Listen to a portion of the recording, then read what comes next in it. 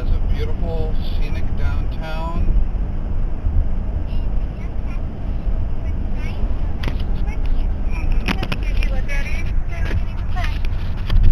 Just gonna Turn around so people can see a little bit. yeah. I know we're not doing the Badger Mine Museum. Yeah.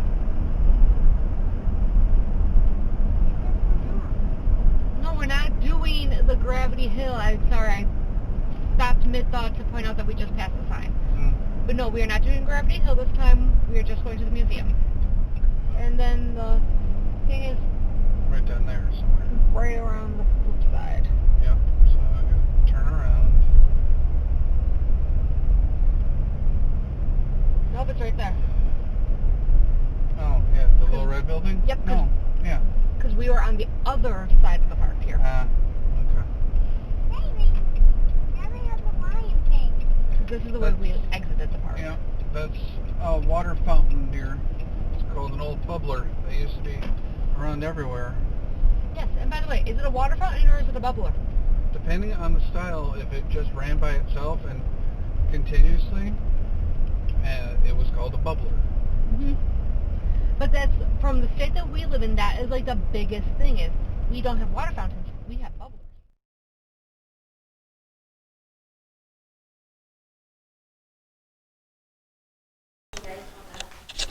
So do you guys know what this animal here is? Kind of reminds me of an otter from Wildcat. Yeah, it's similar. It's a beaver. So beavers were actually very important to how people came here to the United States. At the time in the 1800s, or in the 1700s, 1800s time, the settlers were kind of, in Europe, the hats were very popular, the felt hats. So the beaver population began to decimate began to decrease quickly because of how many beaver pelts were being used for hats at the time. So here in Europe, the beaver population was decimating. So then they found a new world in the United States, and they found out that we had plentiful beaver populations. So here, after they traveled here, they would go, to get to Shullsburg anyways, they would go down and around Florida, and then go up the Mississippi River, and that would be the easiest way for them to get here. And they did that because they couldn't cross the land, because it was easier for them to do the water transportation. So they came across the United States and found that we had plentiful beavers for them. And in order to make them have the felty texture, they would actually rub mercury, which is an element, into the beaver pelts, which we now know today that that's not good for people, and it actually absorbs into the skin and causes brain damage. And there was actually, they didn't know that at the time, but there was a hint in Alice in Wonderland that they knew that this was actually happening to the Hatters. Do you know what character might have been kind of hinting at that? Do you know what character from Alice in Wonderland this is? The weird hat guy with the teacup. Yep, the Mad Hatter is his name. So you can kind of get it, Mad Hatter. All the Hatters were going mad because of the mercury at the time. Mm-hmm. So if we go here, you already found that this was a badger, and it's Wisconsin's state animal. The miners were actually very similar to badgers. Do you guys kind of have any idea of why they'd be similar to badgers in a way? No, but the badger kind of scares me. They are kind of a scary little animal, but that one's not going to go anywhere, miss. No, this one's been here for plenty of years. I Yeah. don't think it's going to move. Go ahead, Kenzie. Look. You know why they might be kind of similar miners? They dig underground, right? So they dig tunnels underground, and that's how the badgers live too. They live underground. Another thing is they used to dig tunnels, and we have one kind of by us in New Diggings. And this is an example of one. And they would dig these, and this is where some miners would live. They would live in structures like these that would stay pretty cool in the summertime and would also be warm enough in the winter. So it was kind of just it was a nice place for these miners to live and be able to quickly build in order to live there, I guess, while they're mining. Mm-hmm. So that's also why the Wisconsin, we're big miners here, so they were kind of important to the establishment of Wisconsin. Oh, the piece So this man here is Father Mazzucchelli. He's actually a priest. He's built over 24 churches throughout his lifetime, or established them. He was originally from Green Bay, but came to this area and worked really a lot in the rural communities. He actually was buried in Benton, which he established the church there too. But he established our own St. Matthew's Church. This here is a picture of it before 1908, when it was struck by lightning then. And then this is more of a familiar picture. If you were to go down towards the school, you would be able to see it. And it has that similar style that we know of today, and that a lot of people still go to that church today. Father Mazzucchelli was known to be a peacemaker. So these are some of the roads. He actually named a lot of the road signs, and these are some of the ones he named: victor, faith, peace, judgment, charity, things like that.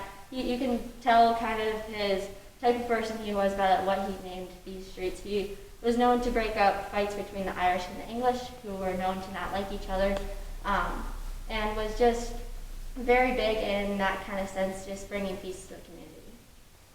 So this here, do you know what this might be? A very, very old bed. Yep, it's an old bed frame. So this actually is something that people would have slept on at the time, and right here are the ropes. They would have to tighten these every night, or after 1 or 2 nights of sleep. And then they would have a straw mattress covering this, and they would sometimes have bed bugs in them. Do you know of a saying that might go with tightening the ropes and the bed bugs that are with the straw mattress? Do you not let the bed bugs bite from frozen? Sleep tight, don't let the bed bugs bite. Yep. Mm-hmm. It's a very popular phrase, and it actually came from beds like these, because you'd be tightening the ropes, which would be the sleep tight part, and with the straw mattress, don't let the bed bugs bite from the bed bugs that would be in them. These two things here are chamber pots. So if you look at them, what do you think would be kind of a more common term we would use today for these? What's that look like? What does this kind of look like? Toilet. Yep. They'd be used to relieve themselves during the night. Mm-hmm. And it would, guess whose job it would be to empty those. Mama's car's outside. Who emptied the chamber pots? It would be the youngest child, so it would be him. So you'd be pretty lucky about Waylon, you would that. have to empty all the poop. Once you got big enough, which means right now it'd still be your job. Yep. So this man here is actually Jesse Shull. He is the founder of our city of Shullsburg. We named after him. And our mascot for our school is Jesse Miner. So Jesse Shull, Jesse Miner. He married Melissa Van Meter, and her brothers were actually the owners and operators of this mine. They were the founders of it. So that's kind of a little bit about our mine and a relation to the founder of Shullsburg.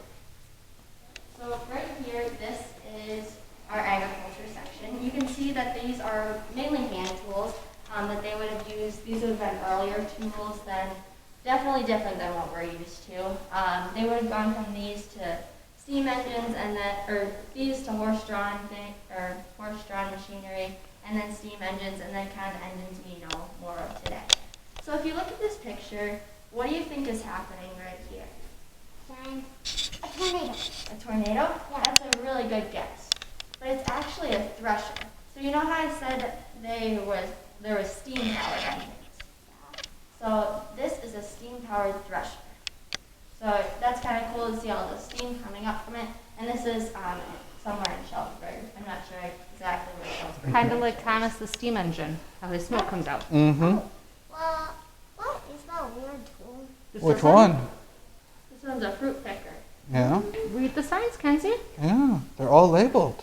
Yep. We've been working on, that's something that we've been working on a lot, is labeling Mhm. systems. So something that a lot of the towns would have would be a blacksmith. And they are really important mainly because of them. I guess they built a lot of things around the town, but a lot of the things they did was shoeing the horse, or making the shoes for the horses, which was kind of a big major thing of transportation at the time. So this was, they'd make the shoes for the horses. And you can see how many shoes they would make just for even just a small town like Shullsburg, and how important they would be for the community. We actually have our own collection of horseshoes right here. I already noticed that. Yeah. So these middle ones are actually for winter time because they would be good. The spikes would be good for the ice, and then these ones here would be good for like the spring or summertime because they would be able to grip in the mud. And then we have one other type of shoe here. What's a different animal that might use shoes like a horse would? Cow? Good guess, but this is they're actually donkey shoes, which when we go down into the mine, you'll be able to see a little more of why they're really important for this mine. I was gonna say, and Kent, you want to see something else that's cool? What? Nails used to be square instead of round. Yep, I actually worked at a place out in Verona that still had nails in it. Yeah. We just took down a barn at my house and found a lot of square nails. So these bricks here they're from a brickyard in Shullsburg that used to be in Shullsburg. But if you were to go downtown, you would see a lot of the buildings are either stone or brick. But if you were to find the age of the buildings, a lot of the older buildings are actually the wooden ones. So this is because, or the reason that they're brick now is because the wooden ones would have burned down because of just didn't have fire departments like we have today. And once one went up, the whole block would go up type of thing. So we actually have 5 pre-Civil War buildings in Shullsburg. So that's a lot for a small community especially. But they're downtown, and if you were to go down, I know that Studio Olivia is one of them, if you were to go down and look. I'm not sure which ones the other ones are, but I'm pretty sure you'd be able to find them pretty fast which ones are wooden. So this is kind of a replica of what a family room would have been like. So, Go ahead. this is kind of a wealthier family's family room, just because it's a little fancier than most. But you can see here that music was actually a major source of entertainment for these families, because they didn't have the technology like we have today. And then I just like to point out that's an Irish fife over there. When we're leaving, you guys can look at that. That's another instrument that they would have used. And then these paintings, or these drawings up here are actually really important. This man is Isaac Lyons, and he was an editor and an artist. He was the editor of our own Pick and Gad, which was our local newspaper at the time. The location was actually down by Turpin's, which is our grocery store. I feel like Mal is an old stroller, and on a show they met George Washington. Yep. Yep. That's George Washington. Yep. There's an old stroller type thing over there. buggy. The show is called A Figure. Hey, what's this little one with the circle in the middle? PBS. Yeah. Huh? No, this one right next to it. What did we get for your brother that goes flush? What? Yeah, that's a baby's chamber pot. That's a little kid Yep, to That's how potty they would training. learn how to use potty. Do you need to use the restroom, Kenzie? No, I just had it. Okay.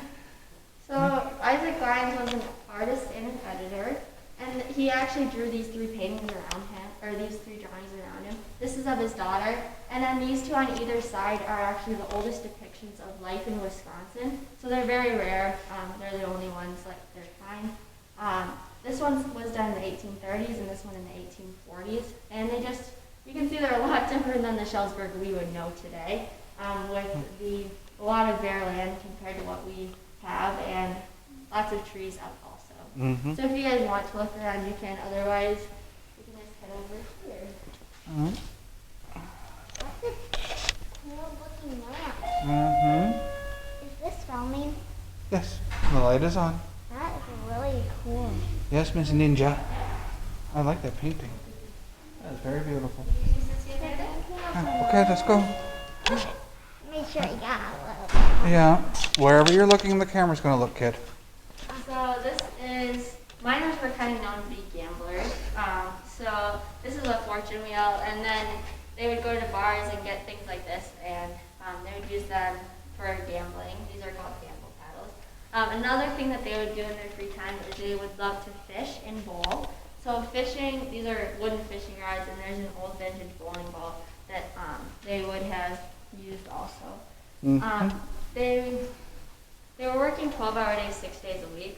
So on Sundays when they would get their break, this would be a big thing for them to be able to go and kind of spend time and have a little fun.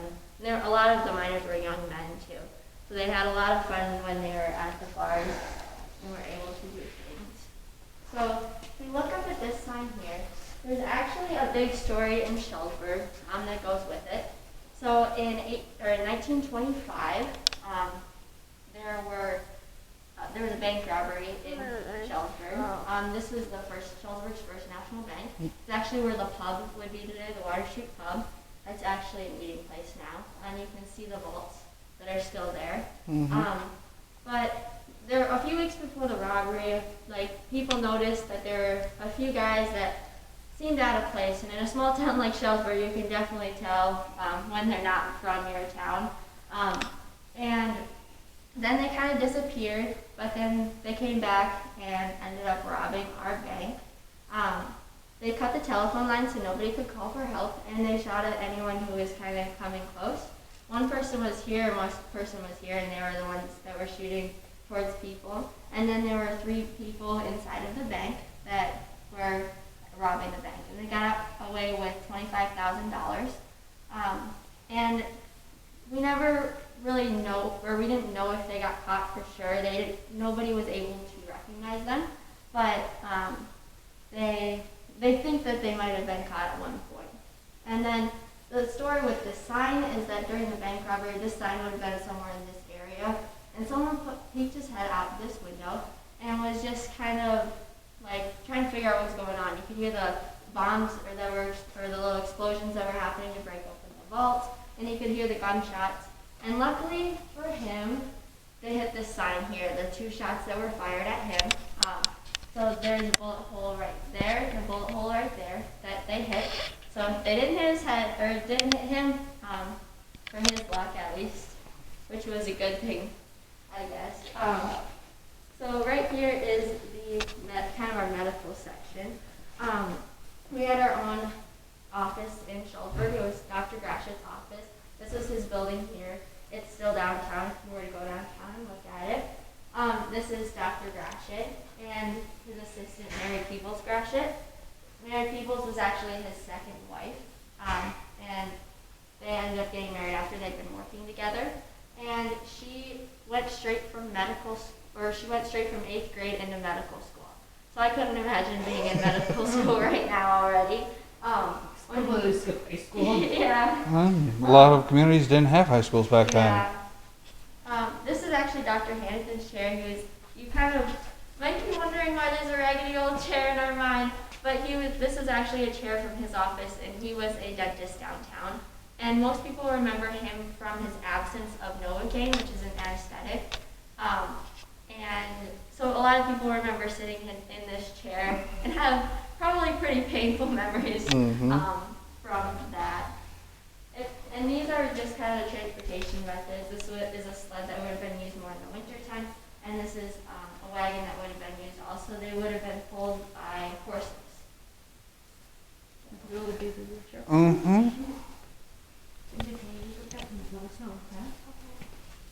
So we had our very own store in Shullsburg, our very own general store, and it was called the Big Store. It was owned by the Heathen Street family, and when their store was shut down, they donated a lot of the items to our mine. This isn't actually even all the items. We have more in storage too. But down here you can see the clothing that they would have used at this time. There's a little difference with the clothing. You can see that the collars are actually removable. They button on. And this was done so that because the collars would get ruined a lot faster than the shirts, and would get food and stuff spilled on them a lot faster too. So this would allow them to just go down and buy a 3-pack of collars and not have to buy a whole or make a whole new shirt. This is something I like to show. This would have been done at something that would have been at these general stores. And this is actually a very rare seed box. The seeds in it actually still have seeds inside of them. And it actually has a lot of color compared to a lot of things that would be from this. And then another thing that's kind of neat is this is a tailor book. So a lot of people didn't have enough money to be able to buy their own clothes, but the wealthy that did would go down to the tailor shop and look at something like this. They would pick out their material and pick out their design, and then be able to, they would, a few weeks later, be able to get their item that they would have ordered. So that would have been more for the wealthier families at that time. And then when you pass by, if you want to just look, there's a $20 bill from our Shullsburg First National Bank, when they used to print money not for the federal government, but per bank. Each bank would have their own money. So if you want to look at that. I remember the title a lot. Mm-hmm. Yep. Go ahead, take a look. So up here is right in there. Right back there, you see it? No. The old sugar drawers and the You like the cocoa sign? cans. Yeah. And you guys are welcome to also look back through after your tour too. So we actually were the location of the first Lafayette County Courthouse. And that's shown, it was actually after it was a courthouse, after it was moved to Darlington, it was turned into a school building. So this first building in the middle here was actually the original Lafayette County Courthouse. And then the buildings around it were added on just to make the school a little bigger. If you look closely, you can see that each side is a little different. This would be in the schoolyard during recess break or around the time where they would be outside. One half of the students are actually the girls. They're on the one side, and then on the other side there are the boys. And they were not allowed to cross and be together throughout the day.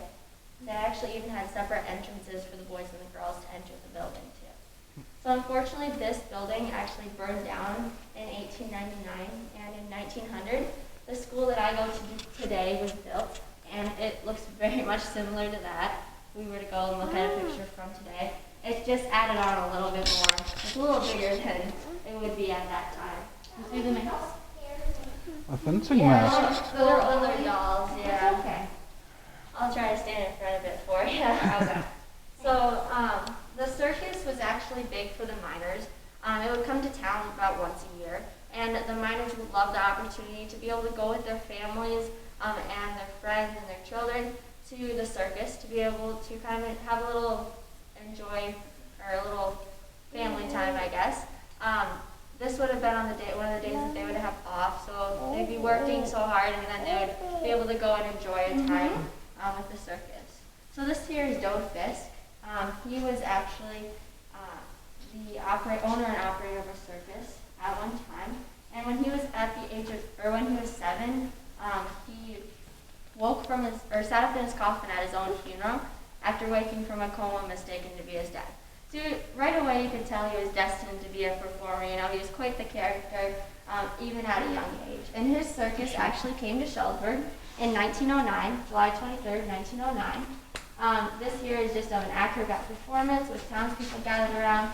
The second one here is of a clown leading Dode Fisk's elephant, and the third one here is of a clown driving a circus wagon past the storefront, now known today as Water Street Market and Cafe. And then this top one here is of the tents up by where the water tower is, and the tents up and the circus getting ready to go with town people numbered in the hundreds. She's just watching the circus. Yeah, that's kind of just a fun thing that we like to put up. Back up a little, Kenzie. Yep. And then you can also see here, there's different children's toys that are also like roller skates, there's the wagon, and then these are replicas of children's toys that normally you'd be able to try out for yourself, but due to the current situation, we're asking that you please do not touch them. Mommy knows of a store in Cedarburg that sells them, and we can get you a whole bunch of them. We have a few of them in our gift shop over there. We can look forward to